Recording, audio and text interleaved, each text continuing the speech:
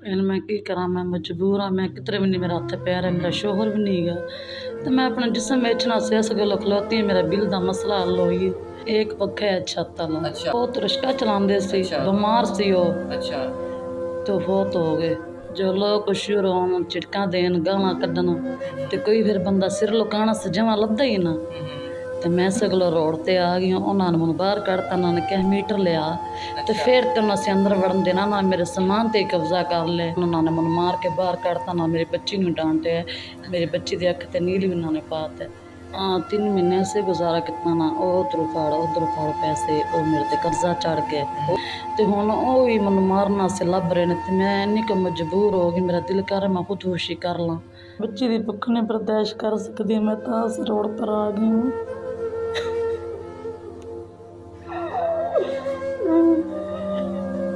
अस्सलाम वालेकुम नाज़रीन, मैं आपका अपना मेज़बान ज़ुबैर राजपूत। हमारे साथ 28 साल बहन मौजूद हैं और आपको पता है जो आजकल जो मुल्की हालात चल रहे हैं, बिल बिजली के बहुत ज़्यादा आ रहे हैं, लोग अपना घर का सामान बेच के बिजली का बिल अदा कर रहे हैं। और बाज़ केसेस में तो हमने देखा है कि लोगों ने बिल ना होने की वजह से, बिल ज़्यादा आ जाने की वजह से ख़ुदकुशियाँ भी की हैं। हमारे साथ एक ऐसी ही बहन मौजूद हैं जिनको 70 से 80 हज़ार पे बिल आ जाता है और मालिक मकान ने सामान पे कब्ज़ा करके इनको घर से बाहर निकाल दिया है।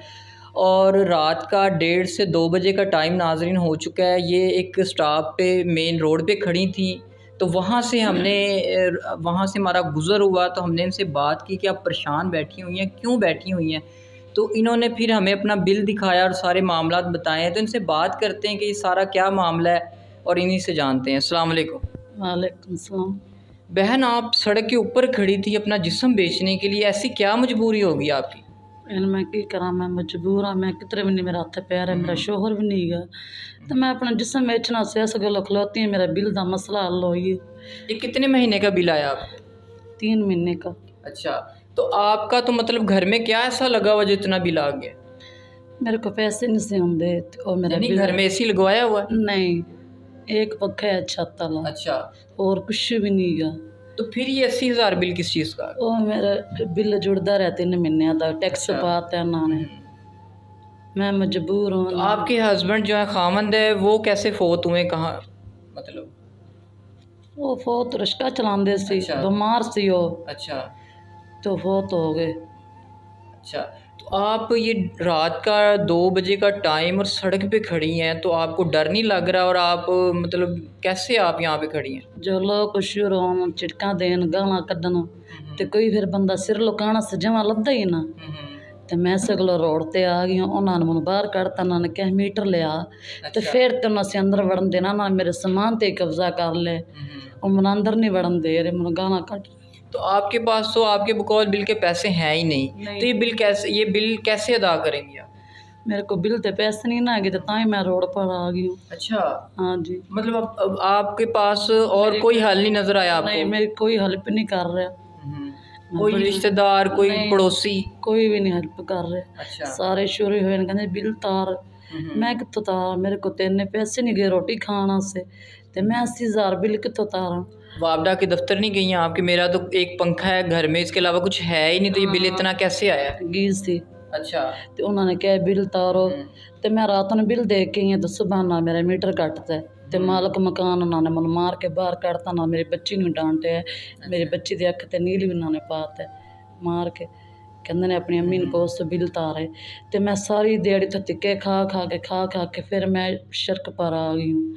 मैं की करा, मैं मजबूर हाँ। आपके खावंद को फौत हुए कितने अरसा हुआ है? उन्होंने 3 महीने हुए ने।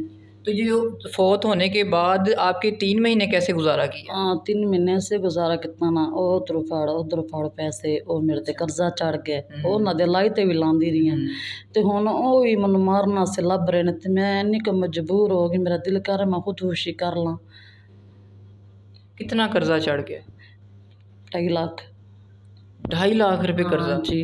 अच्छा। मैं मजबूर हूँ।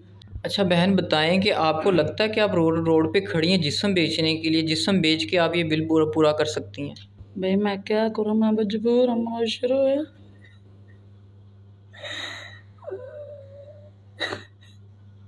मेरी बच्ची भी भुखी, उन्होंने सुबह से खाना भी नहीं खाया, मैं बच्ची की भुख नहीं बर्दाश्त कर सकती, मैं तां इस रोड पर आ गई हूँ।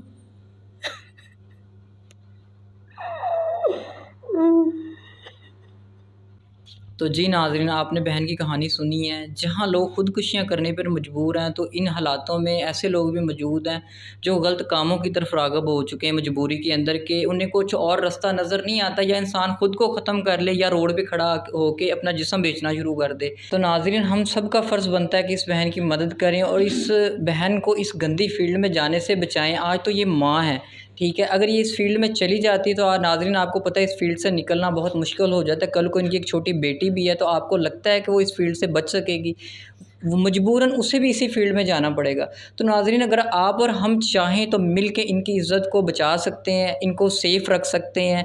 लेकिन नाज़रीन, ये अकेले बंदे का काम नहीं है, हम सब मिल के ये सारी एफ़र्ट कर सकते हैं, अकेला कोई कुछ भी नहीं कर सकता। तो नाज़रीन, इनके हाथ में आप देख रहे हैं ये बिल इनका, ये हम आपको दिखाते हैं। इसके ऊपर ना स्टैम्प भी लगी हुई है, ये रेड कलर की आप देखेंगे कि स्टैम्प भी लगी हुई है, ठीक है। तो इनका बिल तकरीबन ये 80,000 के करीब नाज़रीन बिल है।